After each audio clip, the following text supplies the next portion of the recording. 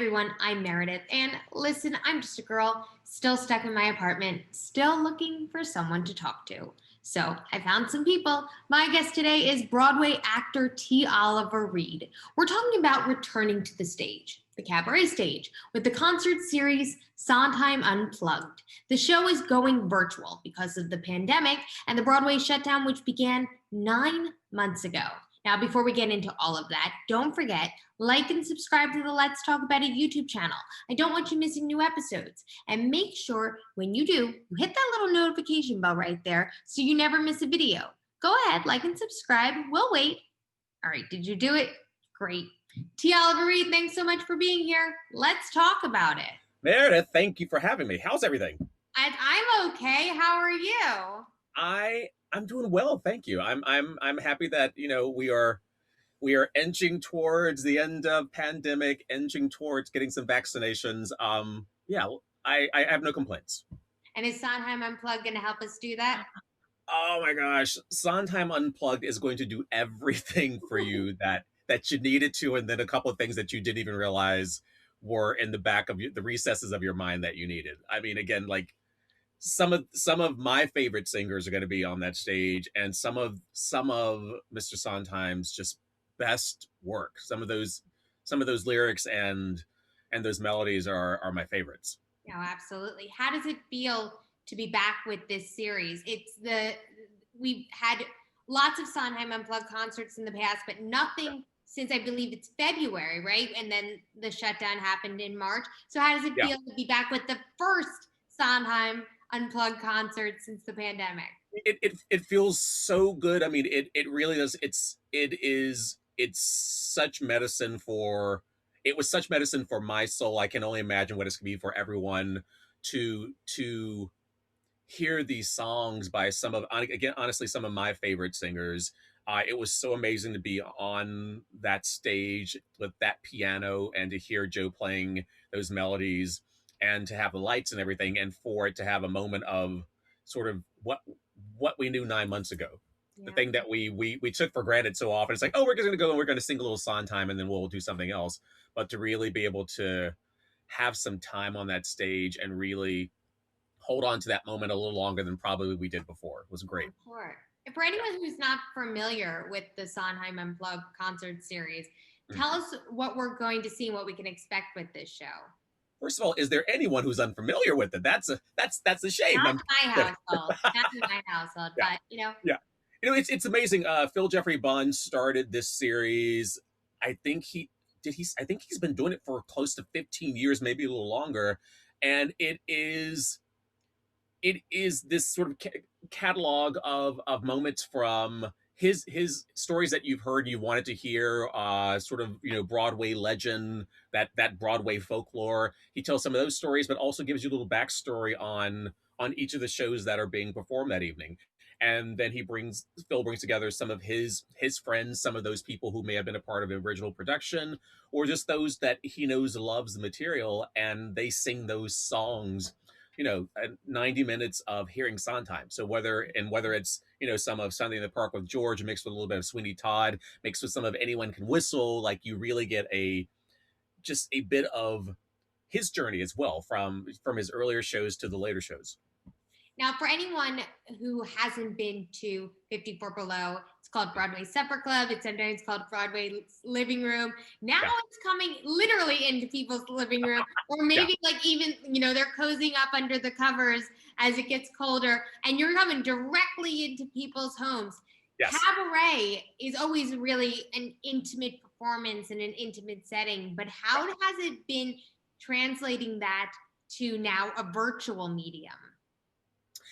Honestly, it's really interesting. The great thing about it, one, Phil still does what he has always done as a part of the show, but the people who have produced this and filmed it, they're theater people, so they really have an understanding of that connection and that closeness that we really need to have when you're talking about cabaret and being able to tell a story to someone and it feel like it's only they're the only person in the room. So honestly, I think this may be a bonus for someone who's sitting in their living room or laying in their bed, and to really feel like they're having just this one moment with the singer, as opposed to even looking around the room and saying, oh, who else are they singing to? Because I felt like it was just me. But this really is like, it's just going to be my moment singing to Meredith. She's going to have a glass of eggnog under her comforter. It's going to be that kind of thing.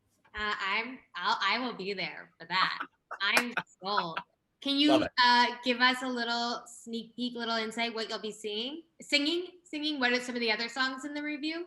I'm doing Anyone Can Whistle from Anyone Can Whistle. I'm doing Good Thing Going. Yes. But there is Sunday in the Park with George. There is Company. I know that Telly is singing Being Alive. He's also singing Finish in the Hat.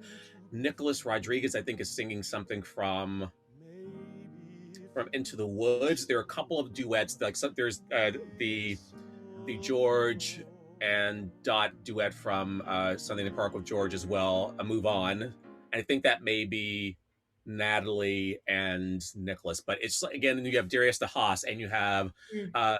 Lucia Spina. I mean, just an amazing, amazing group of people singing. Honestly, I mean, some of my favorite material. I cannot wait for everyone to hear. And Joe does such a spectacular job on that piano of making you feel like you're having a full orchestra there when it's just a piano. Absolutely. Now, Sondheim, how does that music does it hit you differently during the pandemic? Because it's not exactly, escapism, musical theater, No, right? no. So I mean, it times are hard and Sondheim is only gonna make you think more, which is sometimes not easy. So does the Yeah. music have you found it resonating differently, deeper during the pandemic? Uh, I'd like to think that I'm a fairly deep person all the time, but yeah, I mean, there definitely is that. Like you really have to spend more time in that lyric. I mean, with a lot of musical theater writers, like the lyric and what the sentiment is really sort of on the outside layer, so it's easy to get to, and you can sing I love you, I love you, I love you. But with Sondheim, there's so many other layers in it, and you really have to go through the lyrics multiple times to really hear the inferences exactly where he's leading you in a song, because sometimes it feels like the melody is just running and running and running, but his sentences stop in very specific places, so it always feels like you have to take the moment and see where that period is. Yeah. You have to see where the comma is and really understand what he's saying. And in this moment that we have nothing but time, it's honestly, it feels really perfect to be able just to sit in a song, sit in Finishing the Hat, and really hear what he's saying and how he wants you to say it. I mean, it's the beautiful thing about Sondheim, but also the scariest thing in the world, because for him, a held note is a whole note is held for a whole note, not less than that, not longer than that. And that's how he tells his story. So to really be able to spend that time and think, why does he want you to hold this note this long? Or why is this note cut off here? Or why is there a comma in the sentence right here? So this is the perfect time to be able to really like sit and figure out what you think he means, what it means to you, and then put all of that back into the songs that you've known and been singing, for probably all of your life. Has any of the songs or lyrics specifically, whether they're ones you're going to be singing in the cabaret or others that you've heard, have they struck you differently? Thinking about the times we're in this time Yeah. now. Well, one of them was "Move On." When Joe started playing it, and we each recorded our segments separately. So I was first, and then Darius came in. So they weren't going to do "Move On" until later, and he started playing it, and just listening to, knowing the lyrics and hearing him play it, and know this moment that we're in right now.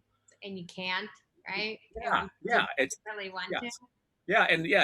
And stop worrying about where you've been. It's like, where are you going next? Mhm.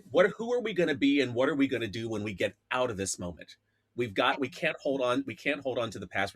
We have to move on. We have to forge a new path for ourselves. And that's kind of across the board, not only in theater, not only in cabaret, not only in New York, but what are we globally going to do so that we can get to the other side of this? And then what are we going to do as musicians and artists that we can take new looks at the material that we've known so long, and make it something special again.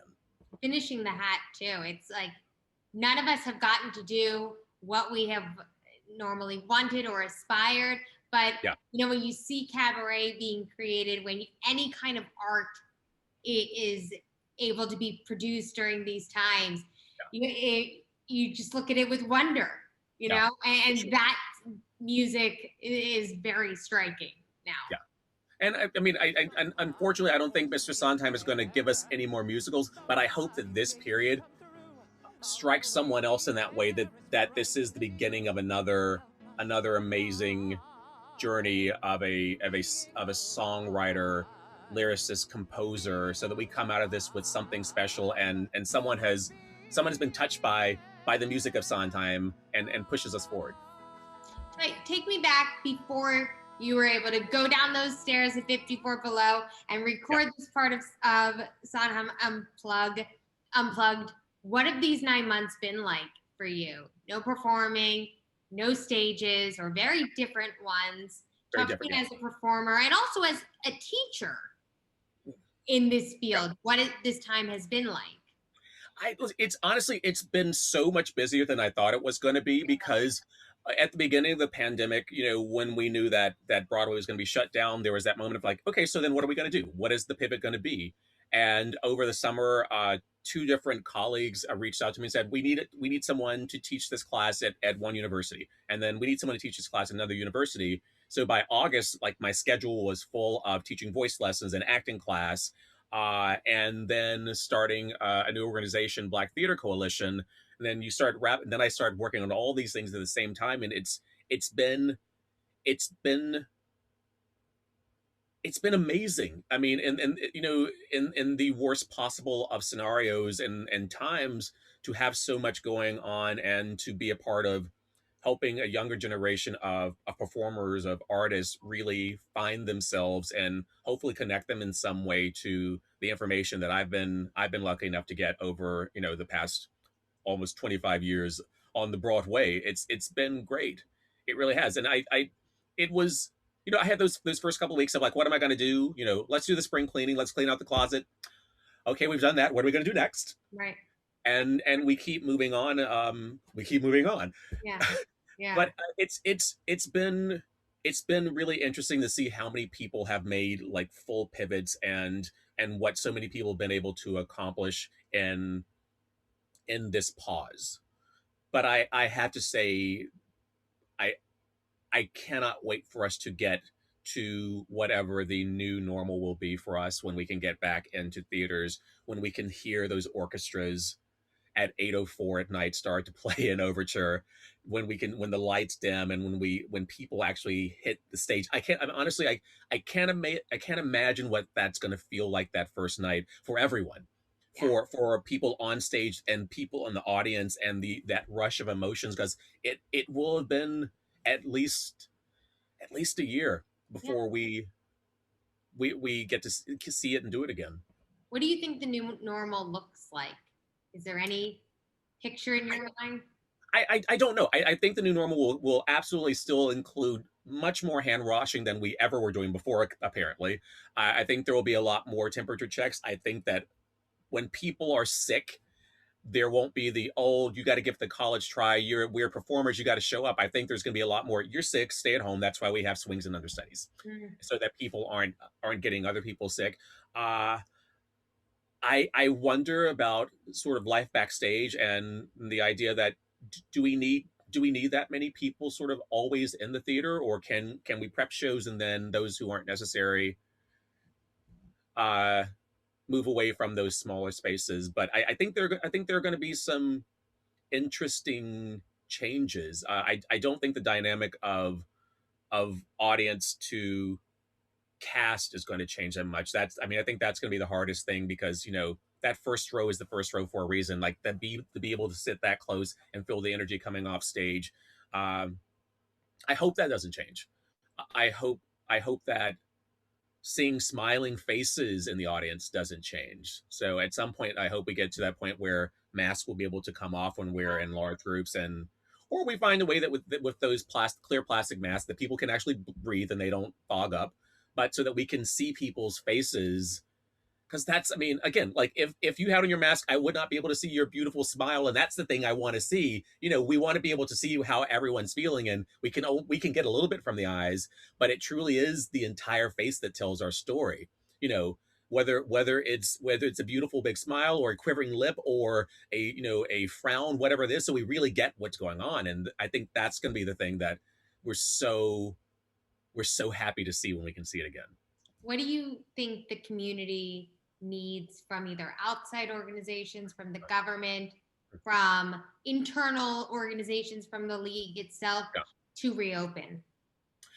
I mean, I think there's several things. I think there is a mental care part of this that we're absolutely overlooking. That the thing that most of us love the most has been stripped from us, and then to at some point just to say, okay, now you're back at it. What does that mean, and how do we deal with that loss? Because it's been truly a loss for 9 months. So how do we deal with that? How do we cope with that? But then also how do we get our bodies and our voices and our minds ready for 8 shows a week again?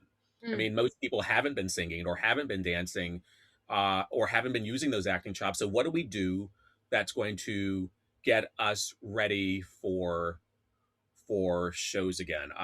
I think also it's like the conversations being had now is like, why is there not a Secretary of Arts and Culture? And we need one. It makes no sense that the financially the amount of money that arts and entertainment bring to the country, which is far more than many other areas, agriculture, what have you. It's like, why is there not a Secretary of Arts and Culture to make sure that this never happens to artists again? Mm-hmm.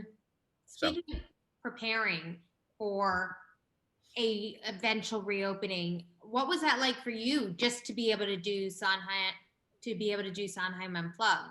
yeah, it's interesting. I think I was a little less nervous than maybe others because of the voice lessons I've been teaching and everything. So I've been actually using my voice a bit, but it was new because it was that moment of like, you really haven't done this in months. So the idea of like of standing on a stage and not only just remembering the notes and the words, but telling the story, Mm-hmm. and that's the thing that's not really been done in these past months. I've done some singing in my apartment. It's great, but to be able to stand on a stage and to really tell that story through the lyric is it was almost foreign. Really, no Yeah. matter how many years of experience you have, No it's like matter how it's many years. messy. Yeah, and it really was. I just had that, like, the first go through was just like, okay, oh yeah, just this is what you do. But it just took that moment of like, you know the breath and hearing the piano and starting the song to say, okay, this is it's where it needs to be. You haven't forgotten it, but it was that like, oh, I I really have not done this. Mm-hmm. None of us have done this. So this is going to be, a very interesting little journey for us. And what were the safety precautions or just the mechanics of recording and producing this Yeah. cabaret? Before it airs. Yeah, everyone had an N95 mask. Everyone had their temperature checked as they walked in the room. The reason that we didn't all do it the show in order was so that we could just record one person at a time. So there were no more people in the room than needed to be in there. So there were three members of the crew, the camera crew. Then there were two from 54 Below for sound and lights. Then there was Phil, there was piano, and then there was a singer. That was in the room, so that there weren't literally any more people in there than needed to be. So there'll be Uh, parts of the show that you will see for the first time. oh yeah, And yes. Oh, I've officially not seen any of it, but I at least know what I sounded like and what I did. But yes, it's gonna be so great to actually see Natalie Douglas on stage, to see Telly Leong on stage, to see Nicholas, to see Darius and Lucia. So I won't have seen that before, even though I've heard them sing some of these songs before. It's going to be the first time that we've all done them on the same program. Absolutely. Well, that's what I'm so excited to see. I cannot wait. I cannot wait. December 26th, right? Yes. Boxing Day. Yes. Boxing Day, a day after Christmas present. We will be there. Tiana Marie, thank you so much for being here. This was wonderful. Meredith, it was my pleasure. Thank you. This has been Let's Talk About It, and we'll talk to you next time.